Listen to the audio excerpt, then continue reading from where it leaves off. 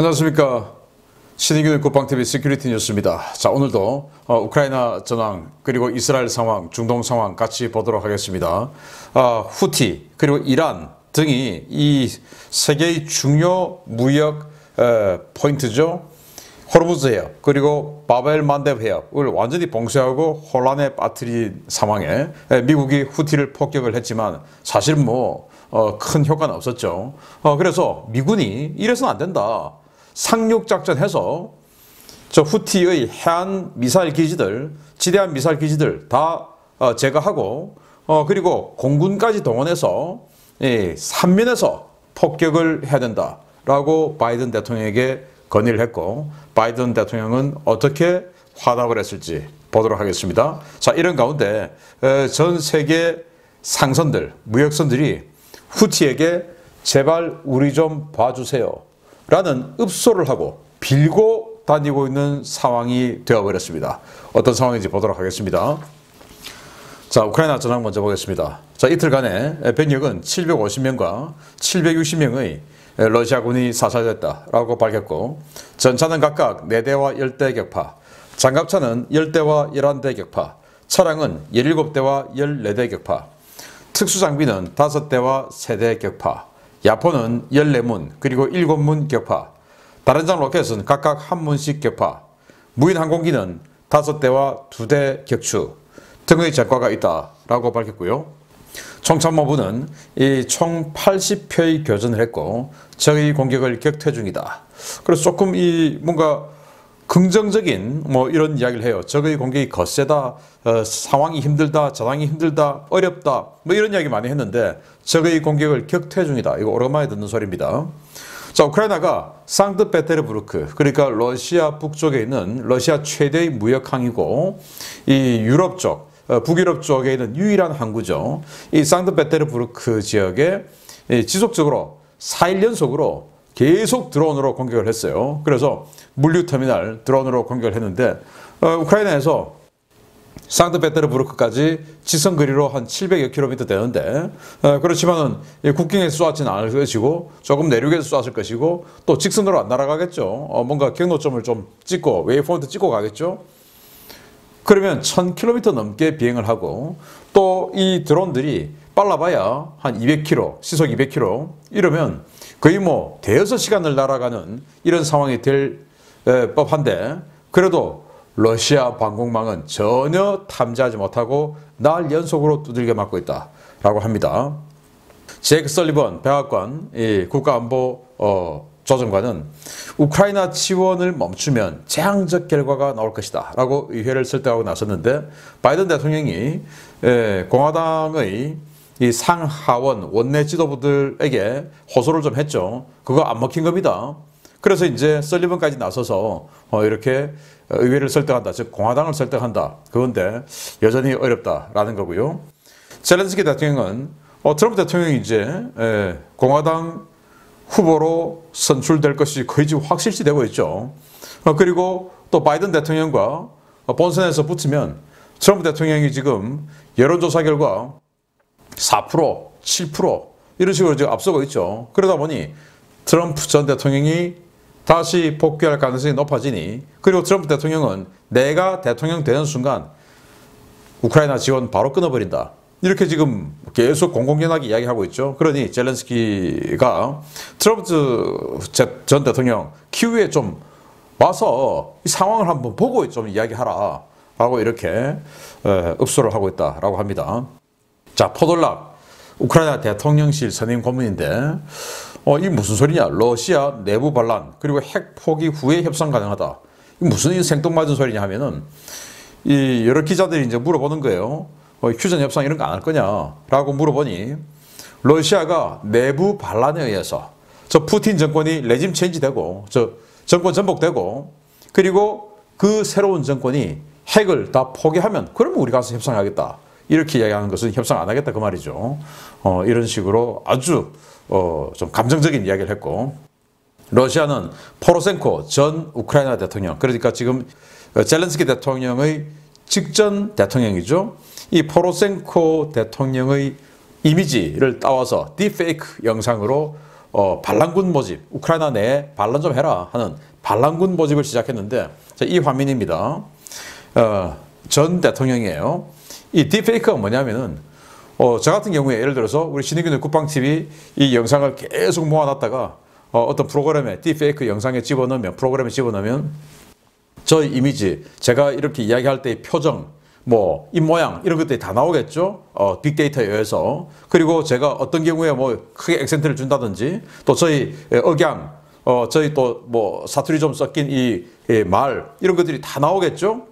이런 것들을 아주 많은 자료를 가지고 딱 샘플링 한 거죠. 그래서 이 말하는 걸 이제 구현을 해내는 건데, 실제 이제 포로셴코 대통령이 아니라 그냥 만든 겁니다.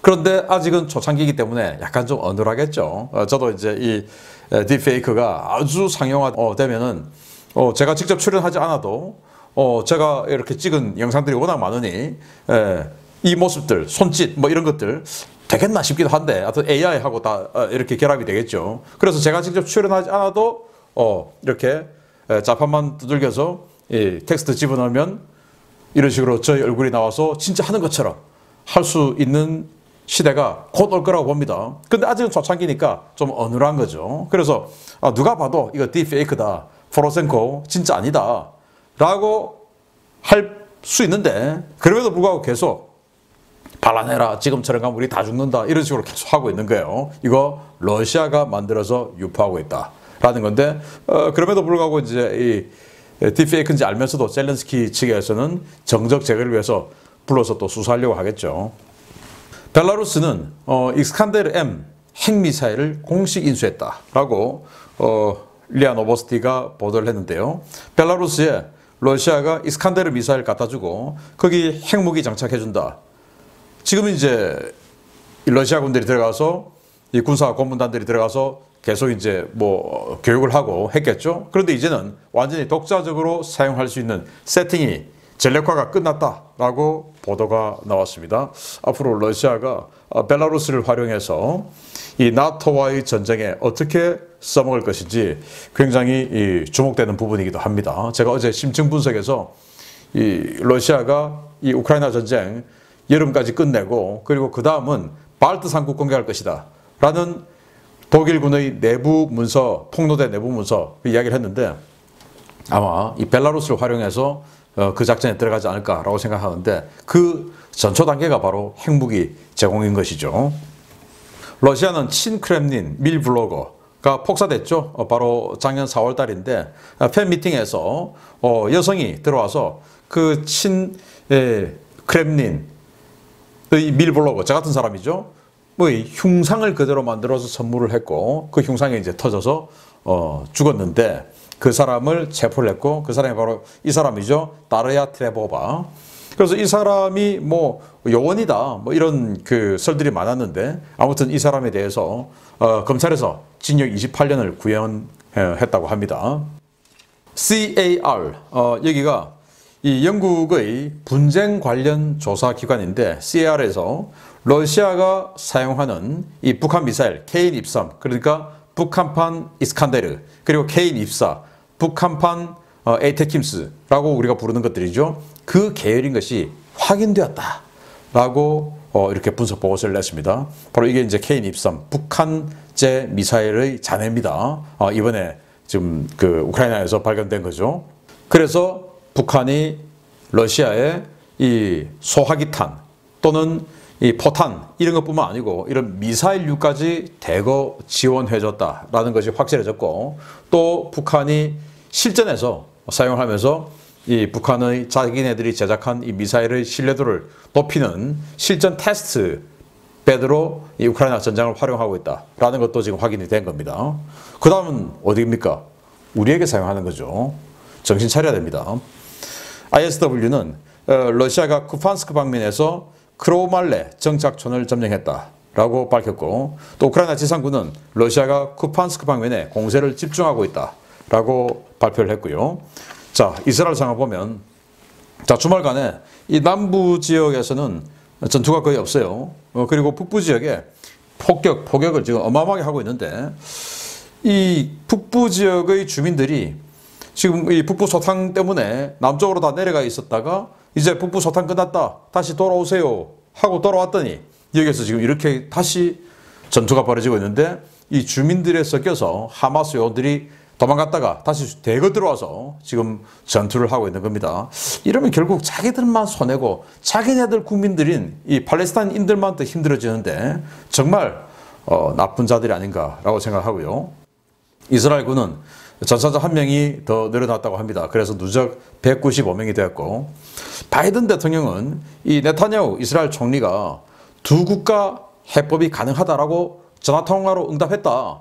그러니까 지금 이 팔레스타인 국가, 이스라엘 이 영토 내에 그리고 이스라엘 이렇게 두 국가가 병립 가능하다라고 네타냐후가 이야기를 했다라는 거예요. 내가 네타냐후 전화통화했는데 그러더라 라고 했더니 네타냐후 총리가 야, 뭔 소리야? 내가 언제? 하고는 거짓말이라고 바로 지금 설전에 들어갔는데 누가 거짓말했겠습니까? 저는 힘센 쪽에서 거짓말하지 않았을까? 즉 바이든이 거짓말하지 않았을까라고 생각합니다. 미국은 이스라엘군이 가자 시가전에서 하마스 20에서 30%만 소탕 성공했고 그리고 아직도 하마스는 장기전 수행 능력을 보유하고 있다. 이렇게 밝혔어요. 자, 이게 이제 그 월스트리트 저널에 보도가 된 내용인데 이런 것들이 보도가 되는 이유가 뭐냐? 이게 이제 미군 고위 관계자에 따르면 익명으로 그래서 이렇게 한 거 이거 지금 계속 이제 이스라엘을 흔드는 겁니다. 이들 그렇게 지금 2달여 동안 뭐 들어가서 이렇게 피해보고 해도 아직 20, 30%밖에 소탕이 안 됐으니까 아직 70% 이상 남았고 그리고 장기전 수행 능력 하마스 가지고 있으니까 한 게 뭐야? 그렇게 휴전해라. 이런 여론을 조성하기 위한 이 외곽 흔들기 아닌가라고 생각이 되고 그러다 보니까 이스라엘 전역에서 반 네타냐후 총리에 대한 시위가 벌어지고 있고 휴전 협상 그리고 사임해라 라는 요구가 들불처럼 번지고 있다고 합니다. 그러다 보니 또 예루살렘 포스트는 네타냐후 전시 내각이 붕괴 직전이다. 그래서 올해 연정이 깨지고 그래서 다시 선거가 치러질 것이다 라고 보도를 했는데 여기 이제 예루살렘 포스트 기사죠. 가자지구 전쟁이 계속되면 네타냐후 전시 내각이 붕괴된다 라는 헤드라인 기사로 이런 식으로 앞으로는 이 연정 깨지고 이제 선거 다시 해야 된다. 네타냐후 끝이다. 이런 예루살렘 포스트의 기사까지 나왔어요. 자, 뉴욕타임즈는 이스라엘군 고위장성 4명이 하마스 소탕하고 또 인질 생환 이거 불가능하다고 판단한다. 이스라엘군 고위장성 4명 누군가는 말하지 않고 익명의 고위장성. 즉 이것도 아까 월스트리트 저널의 보도처럼 뉴욕타임즈도 지금 이스라엘을 네타냐후 내각을 흔드는 이런 외곽 흔들기 작업을 동시다발적으로 지금 하고 있다라는 것을 볼 수가 있는 거죠. 자, 이스라엘군은 피랍자 20여 명이 수감되었던 칸 유니스 남부 지역입니다. 이 칸 유니스의 지하 시설을 발견했는데 여기라고 합니다. 여기에 이제 20여 명이 수용되어 있었다고 해요. 그 중에서 어린이가 있었는데 그 수용되어 있던 이스라엘 어린이가 그린 그림이라고 합니다. 참 마음이 짠합니다. 이 어린이가 얼마나 지금도 고생을 하고 있을까요? 자, 러시아 국방부는 시리아 골란 고원 일대에서 전투 공중 초계를 시작했다라고 밝혔는데 자, 지금 시리아에 러시아군의 수호이 30, 수호이 35 전투기 배치되어 있죠. 그래서 그 전투기를 가지고 이 시리아와 이 골란 고원 사이 이 회랑을 전투 공중 초계한다. 왜냐? 이스라엘군이 골란 고원 쪽에서 다마스쿠스를 자꾸 폭격하니까 이 F-16들이 와서 여기서 미사일 쏜다는 거죠. 램페이지 미사일. 왜냐? 골란 고원하고 이 시리아 수도 다마스쿠스하고 가까워요. 그래서 아예 못 오게 이 러시아군 전투기들이 골란 고원과 시리아의 그 사이에서 초계를 쏜다 이제부터. 그것도 전투 공중 초계. 그 말은 뭐냐? 공대공 미사일 장착하고 돈다. 그러니까 이스라엘군 니들 전투기 날아오면 우리 붙어버린다. 자, 이 말을 하는 겁니다. 여기에 대해서 시리아와 이란은 아주 긍정적으로 박수를 쳤다고 합니다. 자, 알 아사드 기지, 이라크에 있는 미군 기지입니다. 여기에 탄도미사일이 20발이나 날아왔대요. 대량 공격을 했는데 그 중에 8발을 막아내고 미국의 패트리어트3, 팩3가 막아내고 12발을 그냥 맞았답니다. 탄도미사일 12발을 맞았으니 얼마나 많은 인명피해가 발생했겠습니까? 이 외부 충격성 뇌손상이 발생했다고 하는데 뭐 어떻게 됩니까? 이 외부에서 때려가지고 뇌가 그냥 문제가 생겼다 그 말 아닙니까? 어마어마한 중상이죠. 그럼에도 불구하고 지금 미 정부는 아무 말도 하고 있지 않다.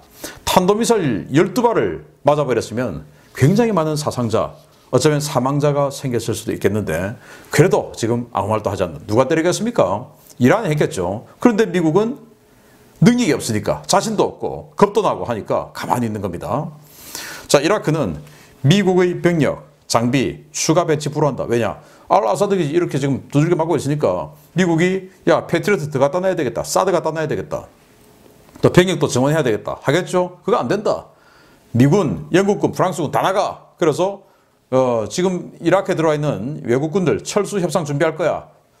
하물며 있는 것도 나가라고 할 건데 더 증원하는 거 안 돼. 지금 이렇게 해서 미국이 양측으로 어려워졌다라는 소식까지 들어와 있고, 자, 중요 소식 보겠습니다.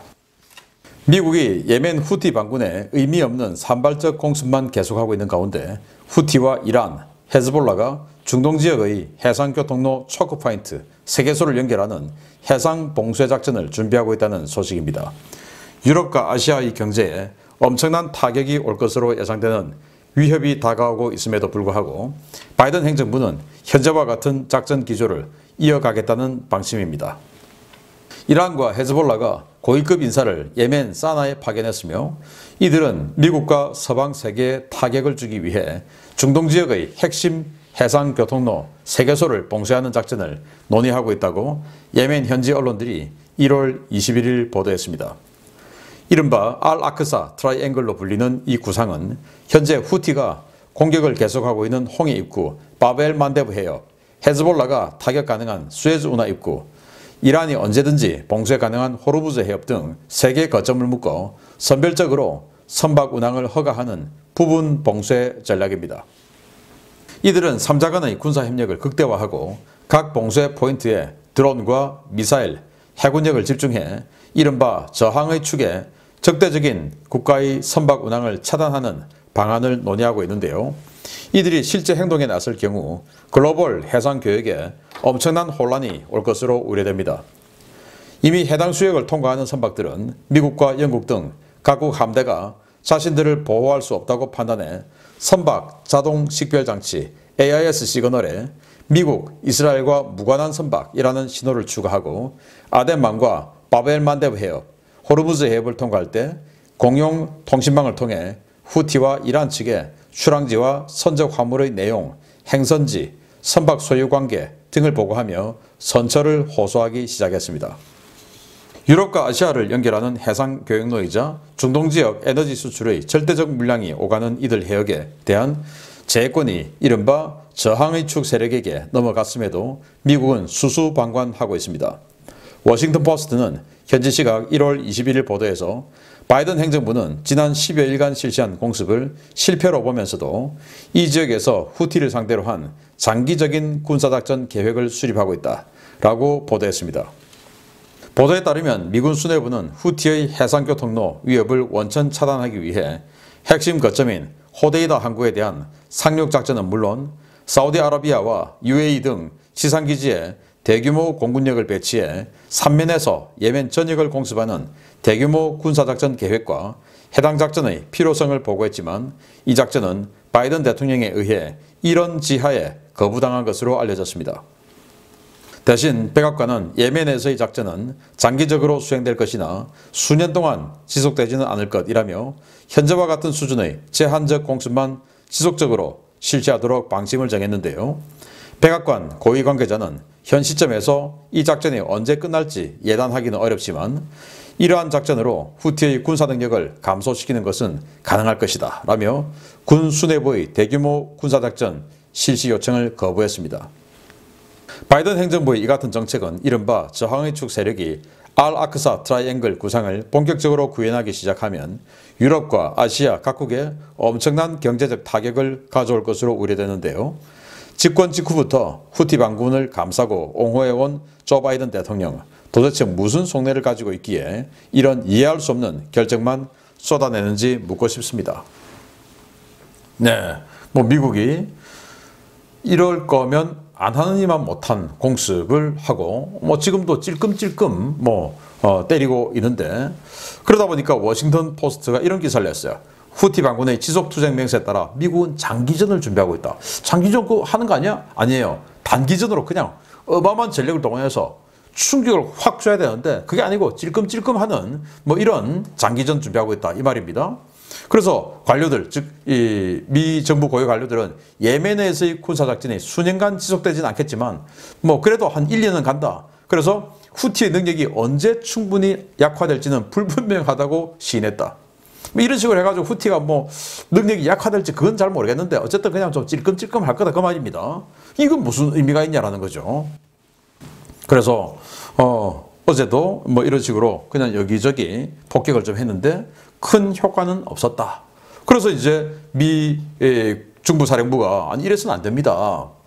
상륙해서 여기 항구 여기 지대한 미사일들 있는 거 이거 제거하고 그리고 사우디아라비아에 프린스 술탄 기지 있습니다. 공군기지 이런 거 UAE 여기다가 공군기 다 배치해가지고 이 항모에서 수포원에만 갈 게 아니라 공군기들 와서 F-16, F-15 와서 그냥 산민에서 때려서 일거에 초토화시켜버려야 된다 라고 했더니 바이든 대통령이 안 돼 하고 거부하고 그냥 지금처럼 그냥 하는 생색만내 이렇게 된 겁니다. 자, 이러다 보니 후티, 헤즈볼라, 이란, 미국 아무것도 아니구나 라고 생각이 되죠. 그래서 자신감이 팽배해져서 이란은 호르무즈 해협을 이제 완전히 그냥 장악해버리고, 그리고 후티는 바벨만데브 해협, 그리고 여기 레바논의 헤즈볼라는 러시아가 제공한 300에서 600km 날아가는 초음속 대한미사일이 있어요. 야혼트. 그걸 가지고 수에즈나 여기 있는 미국 또는 이스라엘 상선 때려. 이렇게 해서 헤즈볼라는 수에즈나, 그리고 이란은 호르무즈 해협, 그리고 후티는 바벨만데브 해협, 이렇게를 장악을 해서 유럽과 아시아의 물류 그냥 동결시켜버리겠다. 이런 작전을 이란이 여기 사나에 와서 협의를 했다라는 겁니다. 알-아크사 트라이앵글. 와, 기가 차죠. 그래서 미국을 비롯한 다국적 해군이 별 활약을 못하니까 상선들이 겁나죠. 그래서 이제 이 바벨만데브 해협 통과할 때 이런 식으로 이제 AS에 쓰고 다닌다는 건데, 이게 보면 Armed Guard on Board, 우리 배는 여기도 그렇고 우리 배는 무장 경호원이 타고 있어요. 그러니 이 배 타고 와서 우리를 납포하려고 하지 마세요. 여기는 괜찮은데 여기는 또 뭐냐? No Israel, US involved. 우리는 이스라엘과 미국하고 관계없어요. 여기도 마찬가지고 여기도 마찬가지고 다 지금 그렇게 쓰고 다니고 있어요. No Israel, US involved. 그 정도로 미국 못 믿겠다. 우리는 미국과 관계없어요. 그러니까 제발 우리를 때리지 마세요. 이러고 다니고 있는 겁니다. 오죽 미국이 무능력하면 이런 식으로 사태가 번져 있겠습니까? 정말 기가 차죠. 대통령 하나 잘못 뽑아서 전 세계가 고생하고 있는 미국 대통령입니다. 기가 찹니다. 마치겠습니다. 감사합니다.